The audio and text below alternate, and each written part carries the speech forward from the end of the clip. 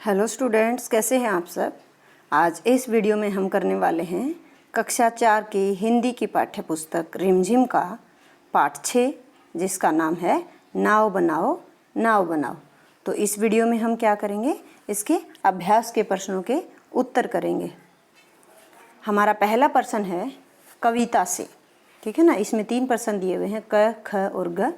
तो पहला प्रश्न है, क्या कहते मेरे क्या बस का, भैया ने क्या बहाना किया और क्यों। देखिए, हमने पढ़ा था पाठ में कि जब बच्चा अपने भाई को बार बार रिक्वेस्ट कर रहा था तो भाई ने बहाना कर दिया था लास्ट में कि ये काम मेरे बस का नहीं है ना। तो ये कविता की लाइन दी हुई है, क्या कहते मेरे क्या बस का, है ना। तो पहले ये प्रश्न पूछ रहा है हमसे, भैया ने क्या बहाना किया और क्यों। जैसा मैंने आपको कविता पढ़ते टाइम समझाया था कि भैया ने क्या बहाना किया था कि वो ये नहीं कर सकता है, ये काम उसके बस का नहीं है। तो आप बच्चे भी उत्तर लिख देंगे। भैया ने कहा कि यह काम मेरे बस का नहीं है। उन्होंने ऐसा इसलिए कहा क्योंकि उन्हें आलस आ रहा था, है ना। वो कर तो सकता था लेकिन उसको आलस आ रहा था, इसलिए भैया ने ये बहाना किया था। अगली कविता की पंक्ति दी हुई है, बूंदों लहरों लड़ती बढ़ती। यानी कि बूंदें और लहरों से जो आपस में हमें लग रहा था कि जो ज़ोर ज़ोर से बारिश आ रही है ना, और लहर उठ रही है, तो ऐसा लग रहा है कि वो बूंद और लहर आपस में लड़ाई कर रही हैं। और नाव क्या कर रही थी, नाव भी बच्चा क्या सोच रहा था कि अगर मैं नाव तैराऊँगा तो वो भी इन बूंदों और लहरों से लड़ते हुए आगे बढ़ जाएगी, जैसे ये लहरें और बूंदें आगे बढ़ रही हैं। तो यहाँ पर प्रश्न पूछा गया है, कौन बूंदों और लहरों से लड़ते हुए आगे बढ़ रही है। तो ये तो सभी बच्चों को पता है, कागज की नाव बूंदों और लहरों से लड़ते हुए आगे बढ़ रही है।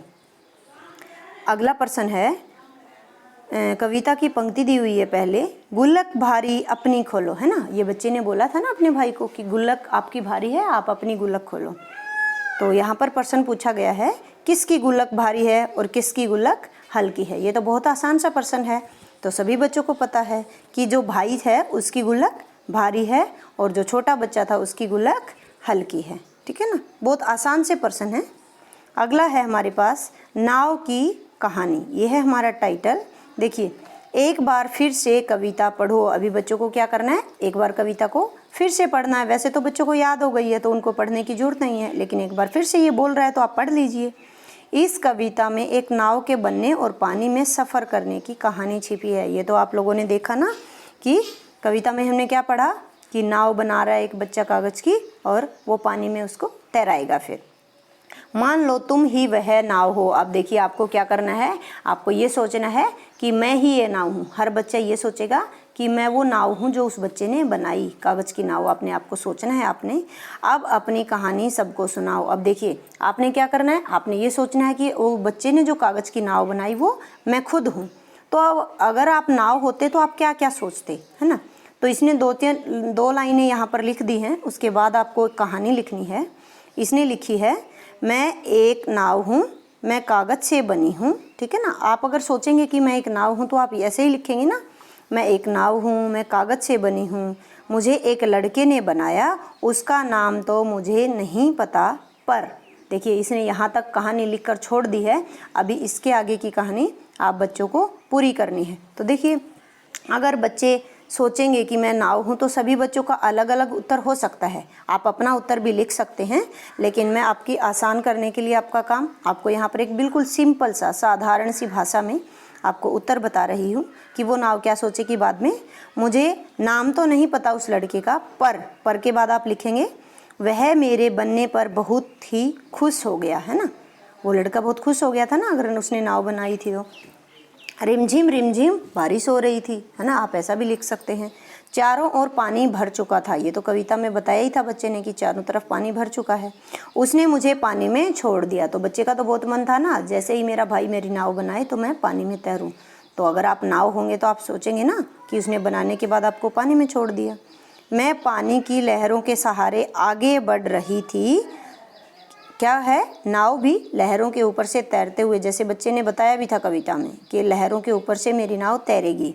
तभी बहुत तेज़ बारिश होने लगी। देखिए, बहुत ज़ोर ज़ोर से जब बारिश होती है तो कागज़ की नाव क्या करती है, कागज़ की बनी होती है, तो कागज़ पानी डालने से क्या हो जाता है, भीग जाता है, तो वो गीला गीला हो जाता है ना, फिर पानी में डूबने लग जाता है।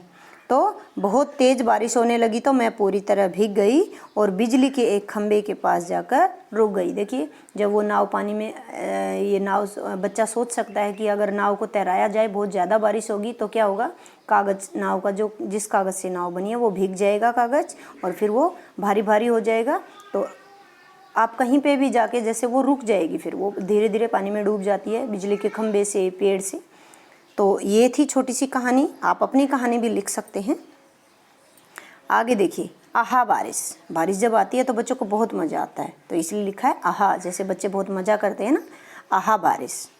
तुमने बरसात पर पहले भी कभी कोई कविता या लोकगीत सुना होगा, उसे नीचे दी गई जगह में लिखो। देखिए नीचे यहाँ पर इसने जगह दी हुई है और ये कह रहा है आपको जो भी बरसात से, बारिश से संबंधित कोई भी कविता है या कोई भी आपका लोकगीत है, अगर आपको आता है तो आप यहाँ पर लिख दीजिए। तो देखिए बहुत सारी कविताएं हैं बरसात के बारे में, तो है ना, आपने पहले भी ज़रूर सुनी होगी।